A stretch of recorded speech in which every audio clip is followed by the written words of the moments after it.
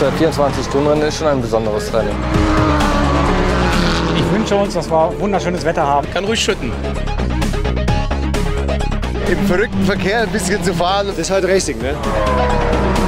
It's still an incredible track. Ja, up and down and bumpy. So let's see if we can bring some trophies home. A very warm welcome to the Eifel and the 2008 ADAC Zurich 24-hour race of the Nürburgring.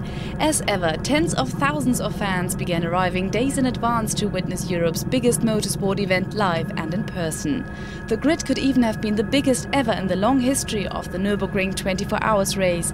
279 cars were registered ahead of the deadline for entries. However, due to the circuit length of some 25 kilometers, the starting field was restricted to 220 vehicles. The interest and the tension grew to fever pitch as the huge starting field, divided into 3 groups, began forming up an hour before the official start. Some folks who had traveled from rather further away decorated their vehicle with an instantly recognizable animal, an inflatable version, you understand, transport costs being what they are. Australian weather was always an unlikely prospect, but defending champion Manthey Racing in pole position remained resolutely optimistic. I'm looking at a good weather forecast, at least until it gets dark, so I've come here without an umbrella, although I was soaked to the skin last year. Whatever, let's wait and see how it goes, whether we're under pressure and whether or not we can hold out at the front. Only time will tell.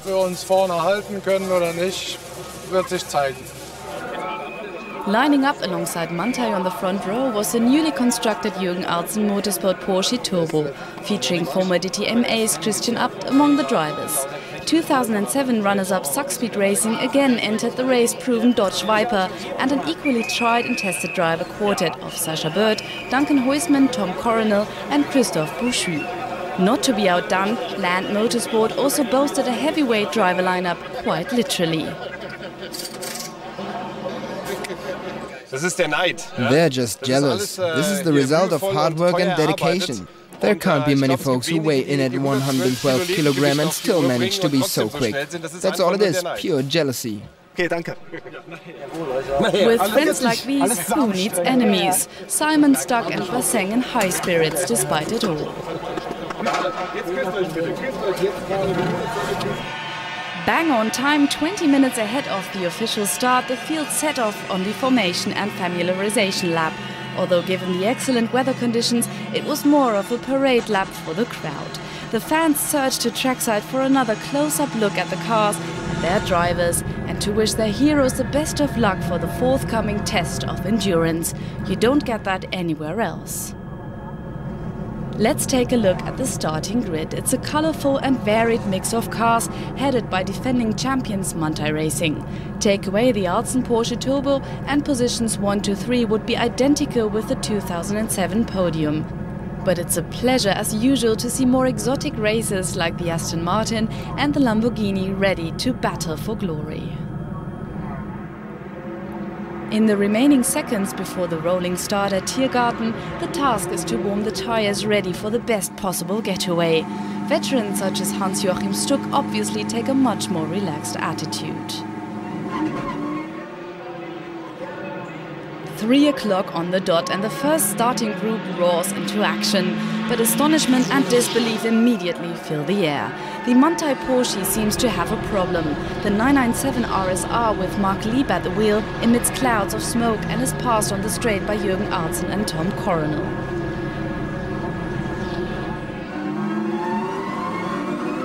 Horrified expressions for Olaf Manthey and Marcel Thiemann in the pits. Steam appears to be escaping from the rear of the car, although it's hard to say what's causing it at this point. It's definitely not a tyre problem, but still an extremely poor start for the runaway favourites. The Manthey Porsche comes straight into the pits for urgent attention after 1 lap of the Grand Prix circuit. A first glance under the bonnet suggests trouble ahead. This is clearly going to cost a lot of valuable time. In the meantime, the second of the 3 starting groups gets away, led off by Hans-Joachim Stuck in the first of the 3 blue Volkswagen Motorsport Scirocco's. Stuck is part of a star-studded driver lineup, including rally drivers Carlos Sainz and Genil de Villiers. The Wolfsburg-based team rate as clear favourites in the 2-litre turbo class.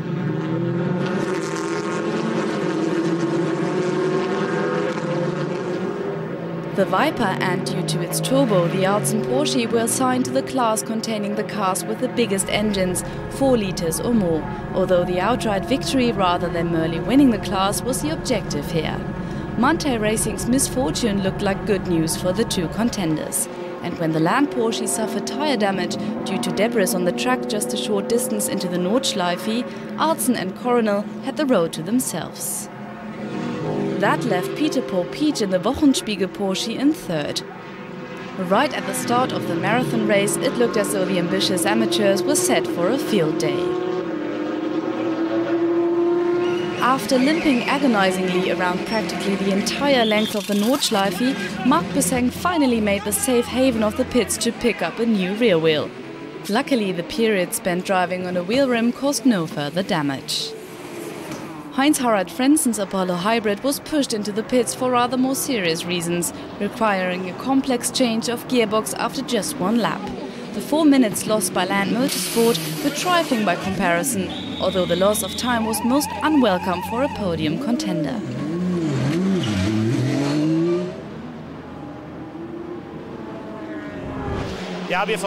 We suspect it was just a piece of wreckage or a shard of glass. It's depressing when you see the fans barbecuing or lighting fires on the track in the evening. We think something or other was left lying on the track and we simply ran over it.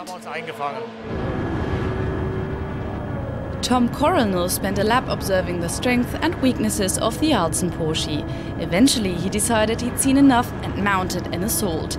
After the twists and turns through the Adenauer forest, he simply accelerated and left the Arzon Turbo for dead.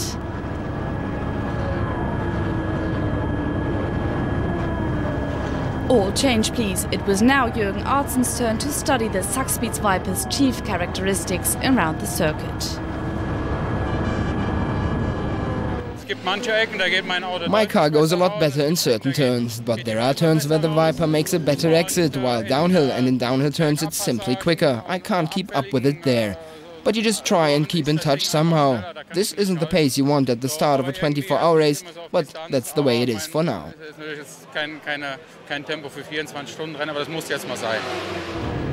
The Manthey Porsche lost a total of 15 minutes before returning to the fray, the equivalent of 2 whole laps.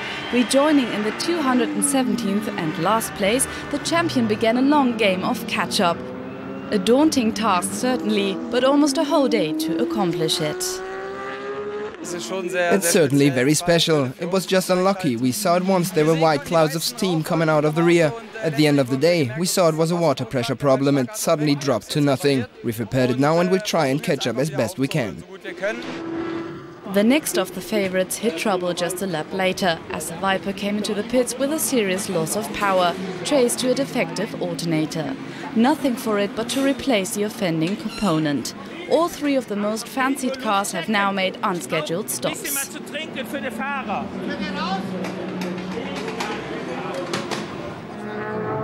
The Porsche driven by Gary Williams, Daniel Cook, Julian Perry and Trevor Reeves also needed an urgent pit stop after a misunderstanding during a lapping maneuver ended in contact with a crash barrier.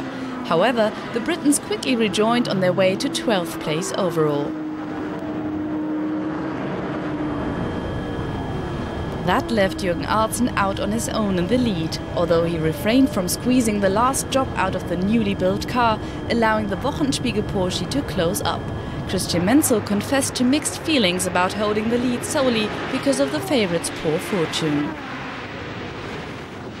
No one will believe me, but I'm all churned up inside. It's so dramatic. It's cost so many hours and days and indeed money, and it's taken such a dramatic turn for so many cars. It's going far too well for us somehow. I find it a bit fishy, really. And now it's starting to rain. This can't be happening. I'm going mad.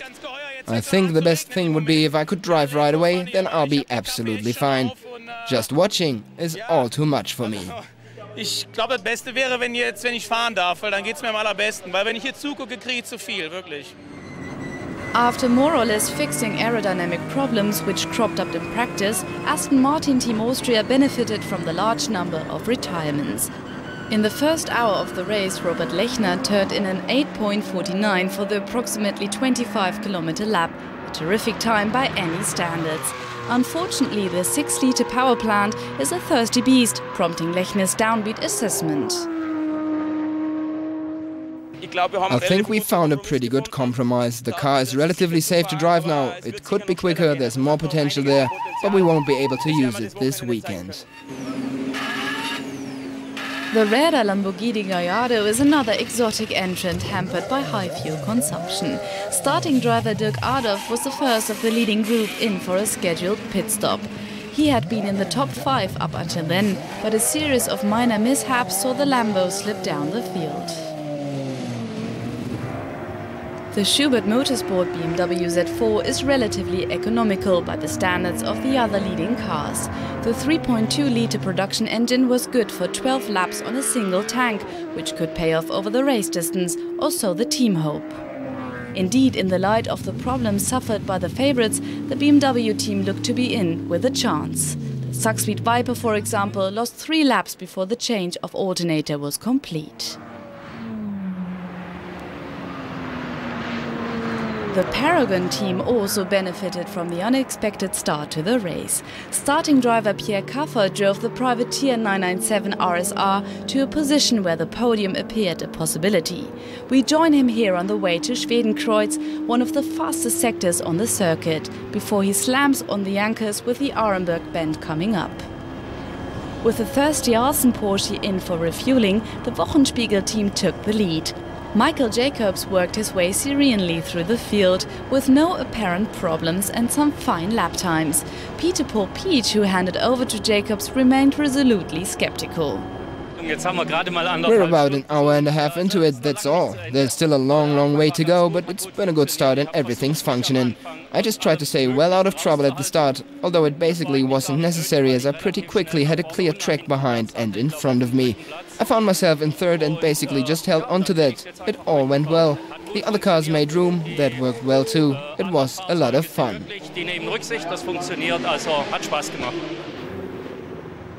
Alas, other cars politely moving over only lasted 2.5 hours before Jacobs was taken out during a lapping maneuver.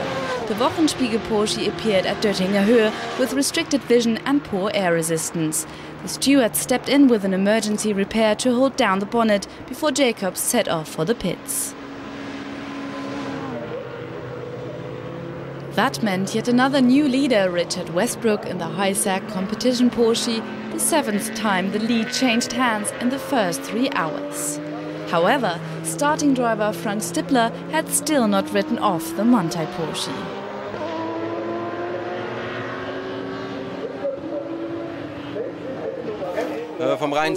Purely in terms of speed, we could get close to the podium. I think Manthey's experience means they're just a shade better sorted. They've been doing this for ages. Let's see how the Viper battles through its fuel stops. The Aston Martin has a similar problem.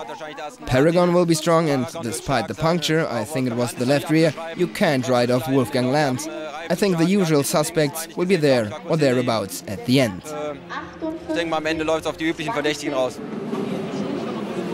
The Wochenspiegel team could no longer be counted among that select group. Repairing the damage to the front took an agonizingly long time. The Arzen Porsche, now driven by Christian Abt, was still very much part of the leading group, although the need to come in for fuel every 8 laps meant the actual frontrunners slowly but surely disappeared from view. Jürgen Arzen was more worried about the lack of testing time. It's basically gone better than we expected. We expected worse, but everything's working well. No problems, the tires are fine, power, fuel consumption, suspension, everything's fine. We've worked hard and everything's still functioning. But we've only done 7 laps so far, let's not count our chickens. We've done that often enough before now, and we'll see what happens. The new 4-liter Black Falcon BMW M3 is a more mature package, although this particular specimen is not far removed from a production model and was never going to be a match for the Porsche in the same class.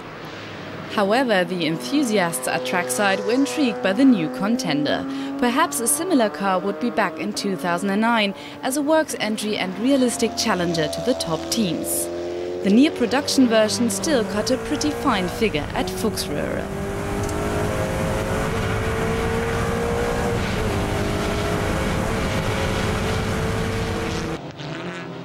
No luck for Aston Martin Austria. Stefan Mücke, who collided with a smaller car while lapping, spent a long time waiting for a tow out of the gravel. The first few hours went very smoothly for the Schubert Motorsport Z4 M Coupe. Stian Soli came in for fuel after a 12-lap stint and handed over to Swedish touring car champion Richard Göransson. Soli was confident of a decent finish at this year's 24-hour race, as the pressure was now on the favourites. We know that some of the other team already have a problem and they can get a problem again. They need to push now to catch us up. And we know we can go a little bit longer on the fuel stop than them. So yeah, we hope in the end we can be top 3, and this is our target, and we just take it easy and see what we can do. We cannot drive quicker than we can do at the moment. It's just the end of the race that will count. So then is when we have to start to push. At this stage, the Apollo team's only goal was to get back into the race by any means possible. Unfortunately, we've had to change the gearbox. We probably ran it a little too hot yesterday with the radiator that was a shade too small. We installed a bigger one yesterday, but the gears were already slightly damaged. If only we'd done another lap yesterday, we'd have had the problem then rather than now. With the work finally done, Dirk Müller went out to see just how competitive the vehicle could be.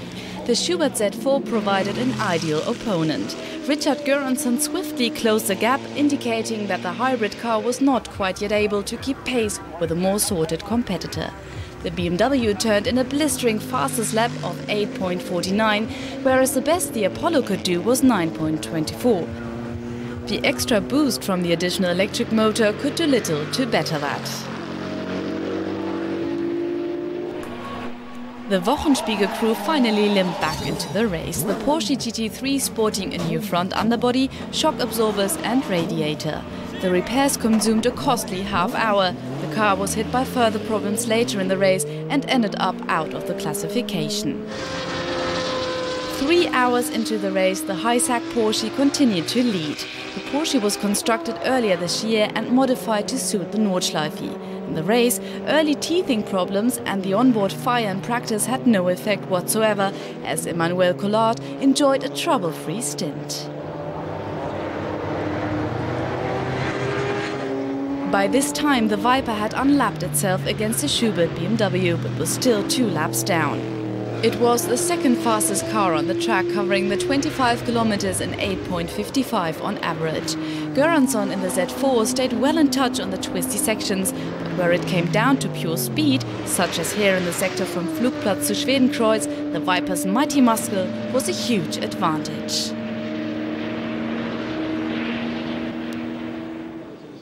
The only thing faster on the circuit was the Montai Porsche, especially as it was not forced to refuel every 10 laps. In the meantime, the 2006 race-winning car had made its way into the top 10.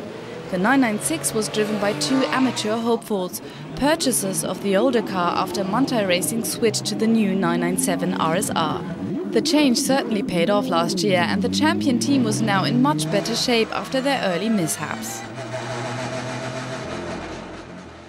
The car's really perfect now, but we have a big deficit to catch up. But like my race engineers just said, we're back on the first page of the timing screens. We don't have to turn the page to find ourselves. We're moving up, although there are a few drops of rain now, and that won't make it any better. Romain Dumas regularly turned in sub 8.50 laps and even managed an 8.40. The game of catch-up had begun in earnest. Here in the clear stretch between Pflanzgarten and Schwabenschwanz, we clearly see the difference in speed between the top cars and the near production entrance. Gaps close in a matter of seconds ahead of the inevitable overtaking maneuver.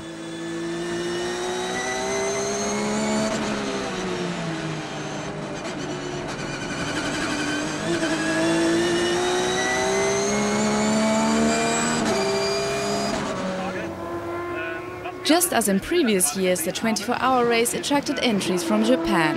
And just as last year, Team Falcon competed in a Nissan Z33. Former DTM ace Peter Dumbreck and 3 Japanese co-drivers were aiming for a top 10 finish.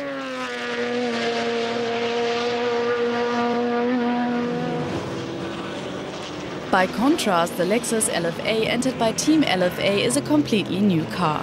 The 500 horsepower prototype has yet to go into production, and the race was intended as a comprehensive test, although the aim was obviously to finish if possible. The fastest lap of 9.20 suggested a top 20 spot was a definite possibility. A setback for the leading 997 RSR and a brief moment of panic after a puncture. Luckily, the car had already reached Schwalbenschwanz and the pits were not far away. The incident cost around a minute and a half.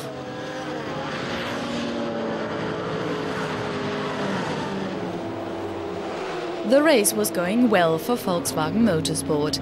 In the Scirocco with the all-star cast, Volkswagen Works driver Dieter Depping took the wheel from World Rally champion Carlos Sainz. The Spaniard was happy enough with his stint despite a twinge in his back.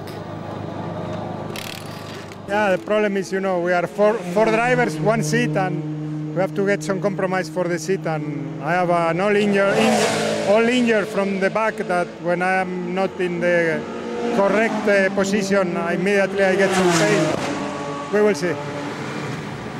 Even at this early stage, 2 of the 3 Volkswagen Works cars were to be found in the top 20.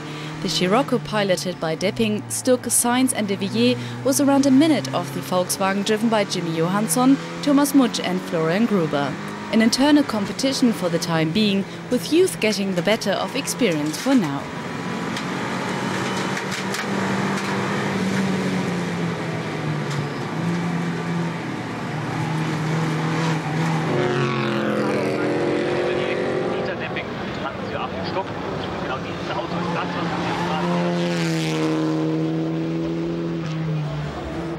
Slowly but surely the daylight begins to fade. The last rays of sun disappear over the horizon. Time for the fans to make their own efforts towards keeping warm, as long as night lies ahead. One needs to be fully prepared for every eventuality. Under cover of the gathering dusk, the Land Porsche had worked its way back up to 3rd and was back in with a good chance of the outright victory. The flat tyre at the start was long consigned to history, as the Land racers slowly but surely reeled in the High-Sec Porsche and the Schubert BMW. What I said back then was, we still have 23 hours and 50 minutes to go. Unfortunately, we lost 6 minutes back then, but on the other hand, it's made us even more motivated. You concentrate harder, you take a few more risks, and you're right back in it. So it's been a real boost and inspiration to go for it. The lead was constantly changing hands at this stage, although not physically on the road. The timing of refueling stops dictated whether Schubert or High-Sec currently held P1. After the burst tyre at Schwalbenschwanz, Collard in the RSR was left within touching distance of the Schubert Z4. Claudia Hürtgen was now at the wheel of the BMW. The fastest of the team's 4 drivers, she turned in an 8.49 in the early stages and now concentrated on applying reverse pressure to her pursuers. 5 hours into the incident-filled race, a certain trend began to emerge, essentially favoring the Montai outfit, whose car was traveling around 10 seconds per lap quicker than the leaders on the road. As a result, Marcel Thiemann took the car up to 6th during his stint, and it looked as if there was more to come, as the powerful Porsche sliced through the 200-car field time and again, barging its way through with much flashing of the headlights. Thiemann thus terrorized the less powerful vehicles into giving him all the room he needed. The astounding difference in speed was at once impressive and eerily frightening.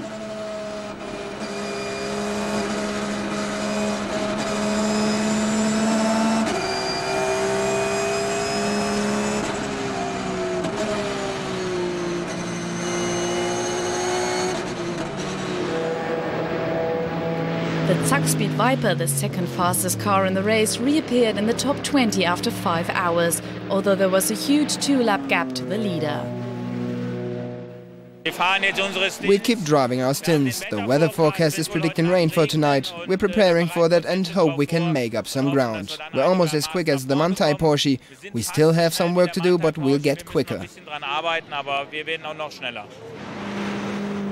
This was how it stood after 9 hours, with 6 Porsches in the top 8 but a BMW Z4 in the lead. They were followed by another 6 Porsches and another Schubert entry, the diesel BMW with Jörg Müller and Augusto Farfus taking the car up to a promising 12th.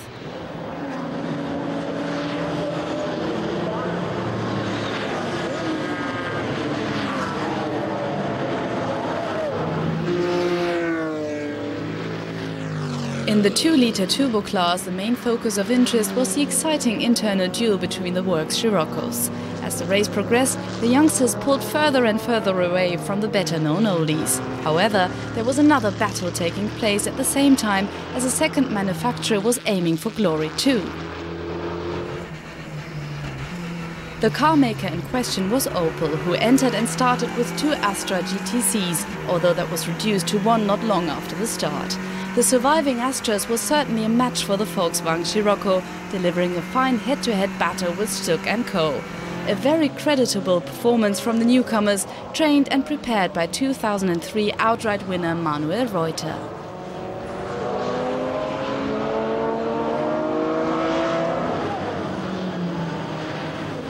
A few lucky fans seized the opportunity to enjoy a bird's-eye view of the action, a good way of keeping on top of the race. Down on the track, conditions deteriorated fast in the deepening darkness. Out in front, Richard Westbrook attempted to lap the BMW Z4 driven by Marco Hartung, Stefan Neuberger and Franz Engstler. However, Engstler refused to concede without a fight, and the incident almost ended in a collision, because the driver of a slower 3 Series BMW failed to appreciate the racing situation. A lucky escape.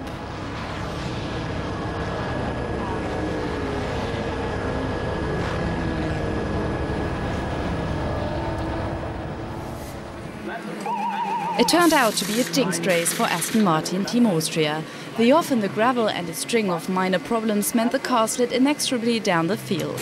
Even at this early stage, the main task was to gather data and experience for next year. However, that did not make it any easier for the drivers.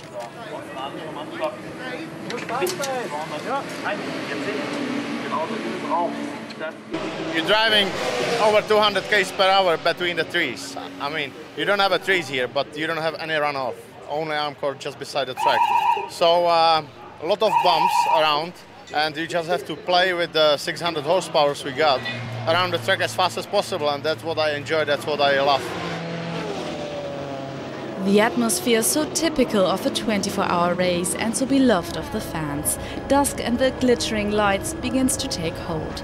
It's of no interest to Claudia Hürtgen, who focuses on overtaking and defending the lead. In this case, it was the Lexus LFA from our Japanese friends.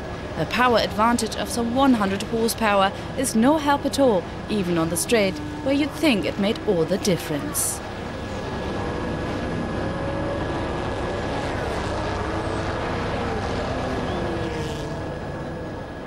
A top-speed comparison with the Team Heisser competition RSR would surely have ended differently.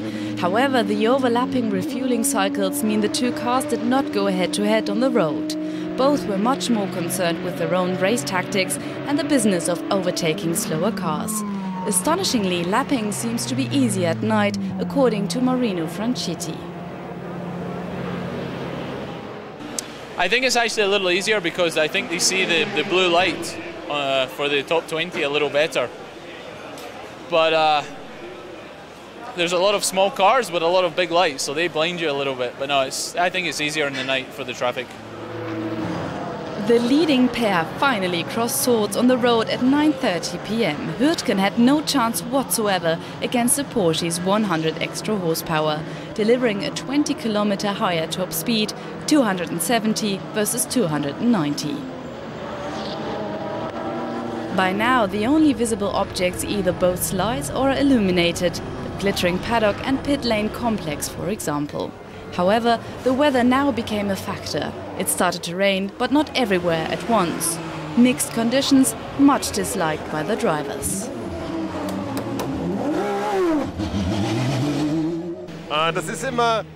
It's what you basically don't want at all. A little rain on the Grand Prix circuit and the start of the Nordschleife. It's very difficult, especially in the night, and you notice it when you're driving. Nightfall was followed by the first major shock. Jörg Fiebern was ready to take the wheel of the Schubert Z4 when news arrived of an accident. Stian Soli had rolled the car at Hatzenbach and was on his way to hospital, but only for a routine check. The end of the race for the Schubert Z4. That affected the standings as they were shortly before midnight. The top three now comprised high-sec competition, Land Motorsport and Manthey Racing, the three pre-race favourites. The Alzen Porsche had slipped to 6th by this stage and would retire later on with axle and gearbox damage.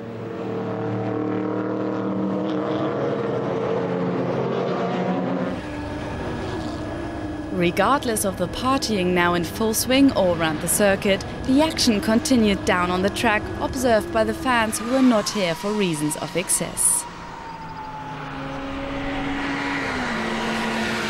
When night falls over the Nürburgring, fans and drivers know the 24-hour race is entering its toughest phase. The decisive factors are concentration, skill and knowledge of the circuit. The lights on the car are very limited, and coming over a crest at 250, 260 is not without its moments. You don't know where the road is, whether there's oil somewhere. Evaluating the conditions is unbelievably difficult.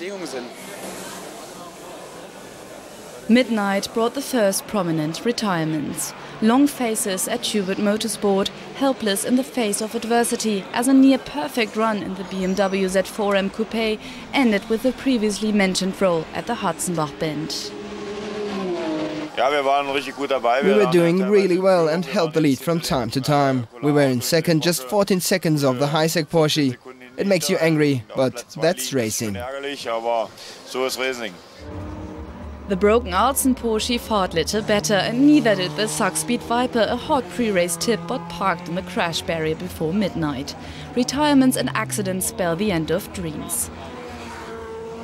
Defending champions Manthey Racing had a better time of it. Team principal Olaf Manthey looked happier by the hour as his flagship 911 closed in on the lead. With the initial problem solved, the team had an air of confidence. I keep on saying it, I have the best drivers in my car. They're not simply quick, they're intelligent, and that's the most important thing, especially here at the Nürburgring Nordschleife. Shock and horror for Team high-sec competition. An error-free drive in the lead before engine problems forced the car into the pits. From leader to also ran, an understandable frustration.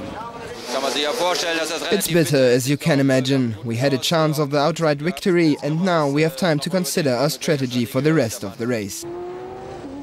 Patience was certainly a virtue for Patrick Simon at Lands Motorsport. After overcoming their early problems, they were quickest to react to the changing weather. Land were the first team onto wets, and it paid off immediately in the shape of P1 at the midpoint of the race. The mood is upbeat. We've just had a pit stop. Perfect timing. The car was stationary and we heard the news. Rain, rain, rain. We tore off the slicks and put on the rain tires. Just perfect. The rain bucketed down for half an hour and the winner in the wet was Manthey. The previous year's winner duly took the lead, helped by problems for their closest rivals. Suddenly the race went the wrong way for Land and the good mood evaporated.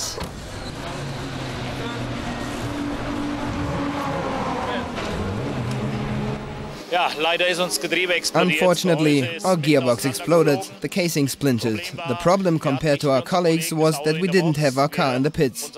Our car stopped at the Schwedenkreuz and we've had to have it towed. That cost the most important thing in racing, namely time and any hopes of victory.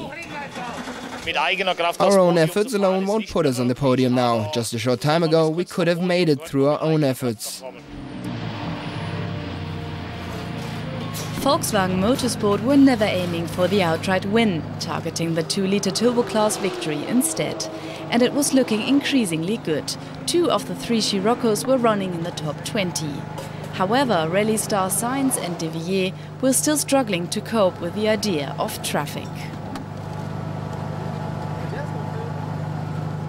It's difficult, you know. I also saw a few cars without lights. You know, I don't know what happened, if they broke the lights or something, but you know, luckily our lights are working, and we just have to concentrate to keep the car on the track now, because it is a difficult period, I think, the next couple of hours. Nürburgring at night, a blend of motorsport and tiredness. With 2 cars in P1 and P2, Olaf Manthey was the big winner of the night. As dawn broke, it was looking more and more like a third Manthey triumph in a row.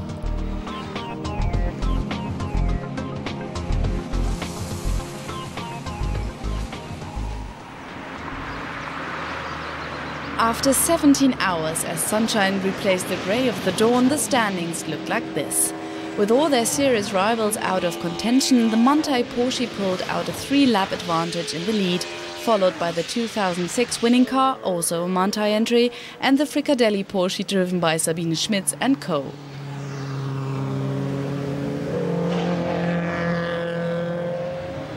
It was completely passing some fans by, others were struggling to keep their eyes open. The all-night parties had taken their toll, calling for the administration of a hearty anti-hangover breakfast in many cases.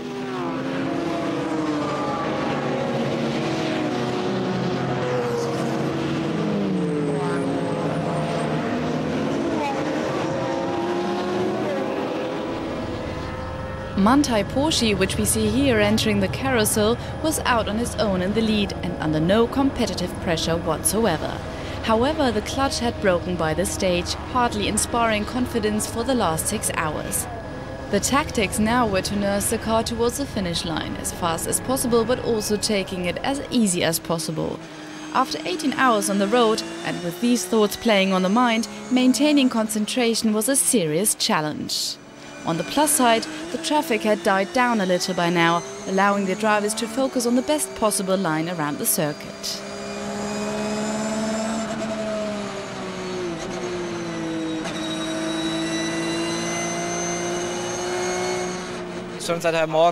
Since we took the lead at 4:30 this morning, we've slowed down and started looking after the car a little. We're changing gear earlier and braking earlier, letting the car ride over the bumps. We're just taking it easy with the car. The winning car from 2006 benefited from all the retirements and was running in second. Driver Armin Hahne, a previous 24-hour race winner, concentrated on maintaining his advantage over the car in third.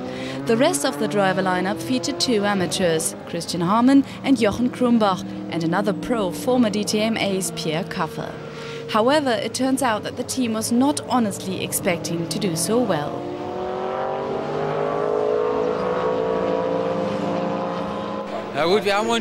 We reckoned we'd make the top 10 and we have hoped for P5, but we never dreamed it would go this well. We've stayed out of trouble for the whole race and our consistency has moved us slowly up the field.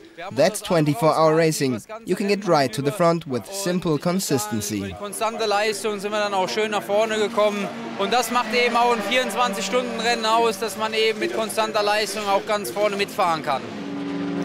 As also understood by Sabine Schmitz, another previous winner at the 24-hour race of the Nürburgring. Together with partner Klaus Abelin and with Edgar Althoff and Kenneth Heyer, she's up to P3. The Fricadelli or meatball on the car is a tribute to Klaus Abelin, nicknamed Fricadelli, and a meat product manufacturer by trade. We're all in good shape, although we lost 5th gear at the 6:30. But we're just missing it out on the sequential shift and the car's hanging on in there. Yet another Manthey Porsche held 4th place, although this is a near production version. Despite obvious evidence of contact with a rival or the barriers, Frank Kräling, Mark Gindorf, Peter Scharmach, Martin Rugginger have put in consistently good laps and will end up in P5. That was the target for Johannes Scheidt in the BMW, the best placed non-Porsche in the race at this point. However, minor technical problems which spoiled the start of this race reappeared at the end, and the blue machine had to be content with 6. Some 4 hours from the end, the Marco Hartung, Stefan Neuberger, Franz Engsler BMW Z4M took 4th. With the evidence of the previous evenings coming together artistically concealed beneath a layer of tape, things were going swimmingly, but Stefan Neuberger was still skeptical. We've still got the equivalent of a 4-hour endurance race ahead of us, and a lot can happen yet. Just look what's going on during lapping. Everyone's tired and hardly ever moves over. It's pretty tough. At 10 in the morning, Team Highsec competition finally retired. After the nighttime problems, the car had battered back up to 7th, although the podium was effectively out of reach. After a coming together between Richard Westbrook and the crash barrier, there was little point in struggling on.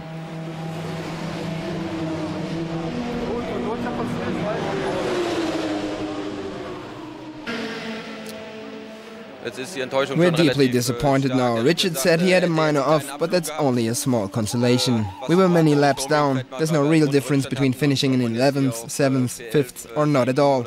It's a shame for the lads. They've worked right through the night and dealt with the gearbox. But in terms of the results, it's not a disaster. Aber wie gesagt, vom Resultat her macht's den Braten eigentlich nicht mehr fett. Volkswagen Motorsport's efforts in the 2-litre turbo class were anything but a disaster.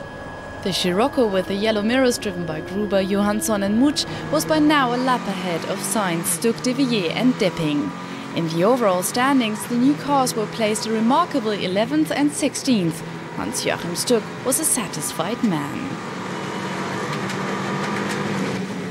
I'm really proud of my teammates Carlos, Genil De Villiers and Dieter Depping. It's obvious rally drivers are simply good drivers. They've picked up the Nürburgring at lightning speed, learned the circuit, turned in terrific times in the night and the rain. They have the ability, and let me say this, I'm personally proud I'm on a team with Carlos Sainz. OPC Race Camp might have made a battle of it with the Scirocco's, but a broken engine put paid to the duel between rival manufacturers. It was a fight until 4:30 in the morning when we were in second. We managed to put some pressure on the class leader. It was a lot of fun up to that point, but now it's time to say congratulations on a deserved win. The Lexus LFA team were a long way off winning their class, let alone the outright victory. The Japanese were destined to see the checkered flag, but in a lowly 120th place. It's likely that was no worse than anyone expected, as this year's 24-hour race was probably a trial run ready for a serious assault next year. The sleek black Japanese machine was certainly an eye-catcher. The Falcon team went into the race with their sights set high, and the Nissan Z33 duly ran in the 10th spot the team were after, until 5 hours from the end. Peter Damrek was the main driving force with some very quick laps. However, a technical problem 4 hours from the finish saw the car slip back to 23rd, a grave misfortune so close to the end.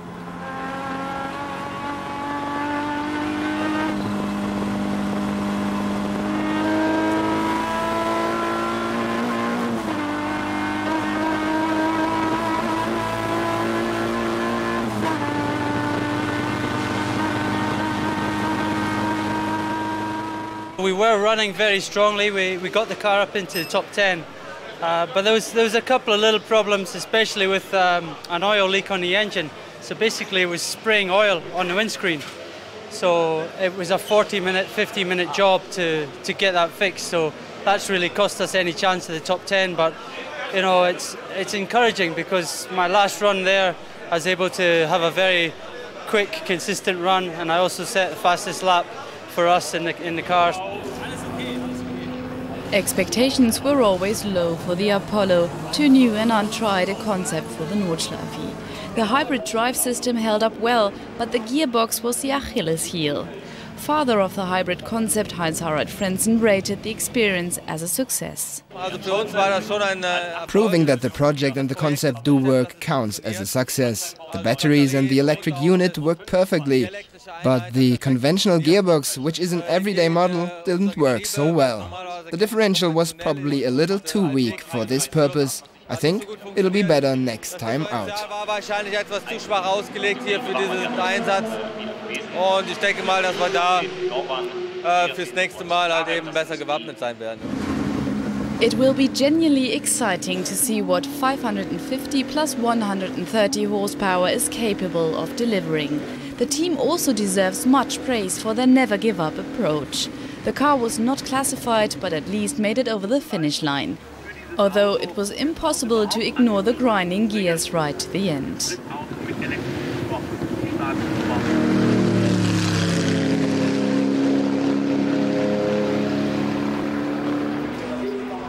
Klaus and Christophe Dupré, driving together with Jürgen Nett and Rolf Schütz in the Honda Civic Cup, enjoyed a fundamentally problem-free race, although it was not over yet.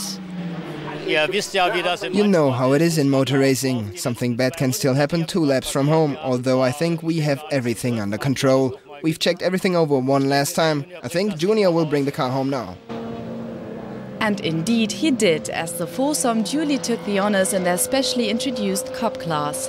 That also meant 37th place overall, an outstanding result for a near production, normally aspirated 2-litre car. However, the quickest drivers in that variety of vehicle were Bonaventura, Dieter Lehner, Jürgen Stumpf and Christopher Dunes. They rode their luck at times. Naturally, we had a few problems in the night, although the other teams had trouble too. I personally had a minor off when I hit oil at Wippermann 3 hours from the end. It was obviously a bit hairy, but the car held together. I hope it keeps going, as we're doing well in the race. Indeed, Bonaventura's moment in the Wippermann could easily have had severe consequences. But that stroke of good fortune meant a 24th place overall finish, just 3 minutes ahead of the next near production rival.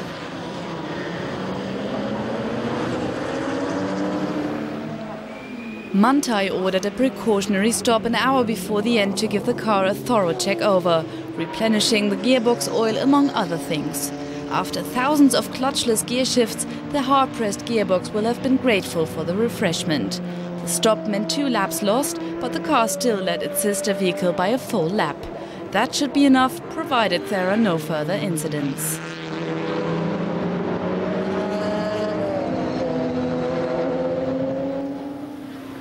In case of a disaster, the older Manthey Porsche would have sealed the victory instead. The 2006 winning car went the full distance without a hint of a problem. That held good for Armin Hane, who took over from Pierre Kaffer for the final stint. By contrast, third place was in doubt for the Fricadelli team right until the end. We've been nursing a wounded car around the circuit for quite a while now, and Klaus said at the last stop that the noises were getting worse. We've really been coaxing the car around for a while now. I do hope it holds together. I'm basically fairly confident. That confidence wasn't misplaced, as final driver Klaus Ebelin enjoyed the honor of piloting the fastest meatball on the planet over the line.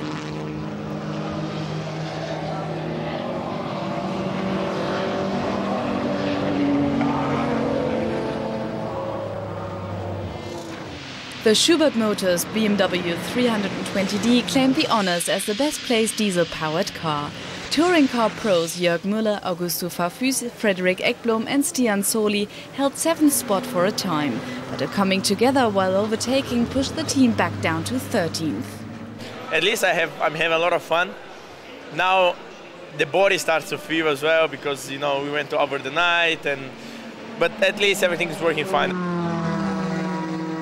After just under 24 hours, the cars arrive at the last lap. The fans bid the drivers a traditional farewell. Romain Dumas has the honor of guiding the Manthey Porsche over the finish line. But Sabine Schmitz is still concerned, despite the harmonious scenes around the finish. The problem was that Klaus Abelin was half a lap off the leading duo, who came home in formation. Feet were lifted from accelerators, handing the less powerful cars the chance to finish the race in the company of the top racers.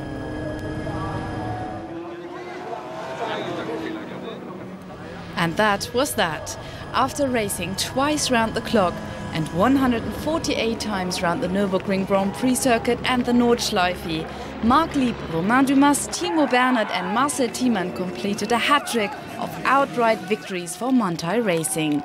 It was a race where the pendulum of fortune swung to and fro as seldom before, especially up until half-distance. The winners admitted to a mixture of elation and relief.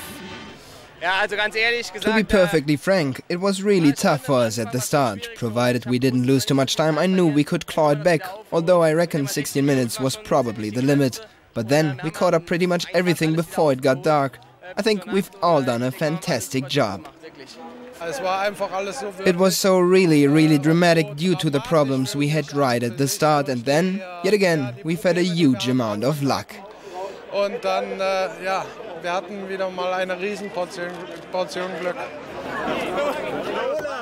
Some of those rushing to congratulate Olaf Mantei may have missed the fact he was sporting a beard rather than his handlebar moustache, his new trademark heralding victories in the 24-hour race.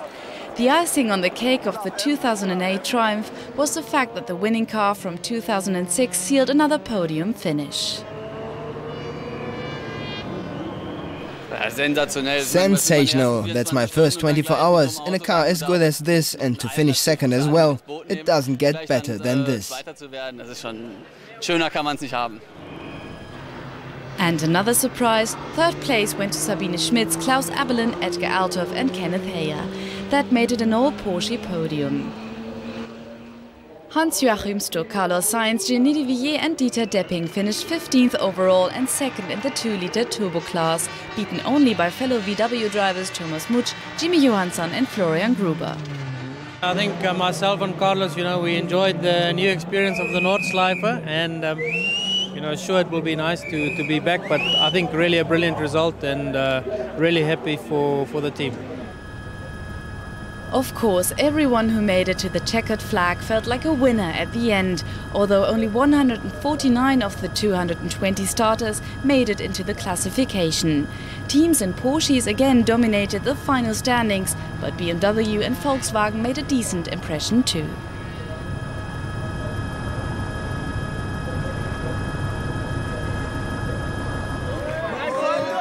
However, at the end of the day, it all comes down to the drivers. In this respect, Timo Bernhard, Romain Dumas, Marc Lieb and Marcel Thiemann once again demonstrated they belong to the greats in their field. And let's pay tribute to the amateurs who made it onto the podium in 2008. You don't see that anywhere else but here.